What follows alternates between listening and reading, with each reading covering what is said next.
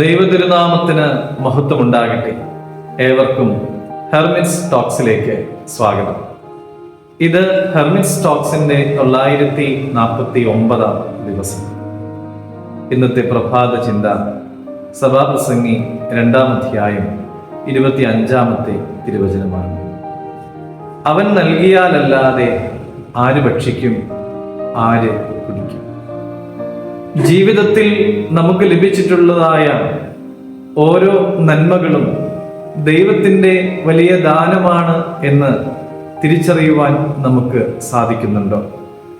ജോലി ചെയ്യാനുള്ളതായ ആരോഗ്യവും, ഭക്ഷണം കഴിക്കാനും വെള്ളം കുടിക്കാനും, എല്ലാം കാണുവാനും എല്ലാം ആസ്വദിക്കുവാനും ഒക്കെ നമുക്ക് സാധിക്കുന്നില്ലേ?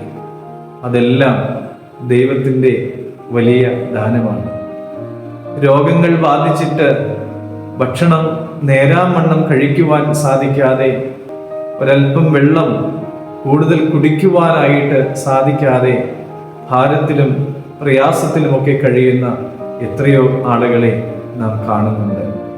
ദൈവം നൽകിയാലല്ലാതെ ആര് ഭക്ഷിക്കും, ആര് കുടിക്കും എന്ന് ദൈവത്തിൻ്റെ വചനം നമ്മളോട് ചോദിക്കുമ്പോൾ, പ്രിയമുള്ളവരെ, എന്നെ ശ്രവിക്കുന്ന നിങ്ങൾക്കും വചനം പങ്കുവെക്കുന്ന എനിക്കും നാളെ ഇതിനൊക്കെയും സാധിക്കുമോ എന്ന് യാതൊരു നിശ്ചയവുമില്ല.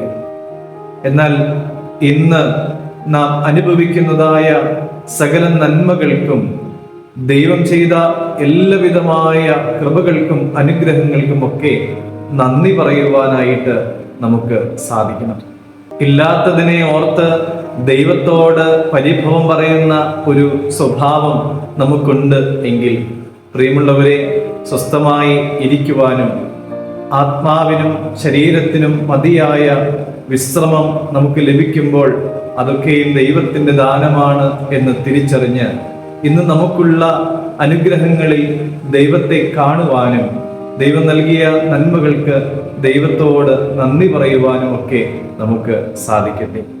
ദൈവം നൽകിയാലല്ലാതെ നമുക്കൊന്നുമില്ല എന്ന് തിരിച്ചറിഞ്ഞ് ദൈവത്തെ നമുക്ക് മഹത്വപ്പെടുത്താം. ദൈവം അനുഗ്രഹിക്കും.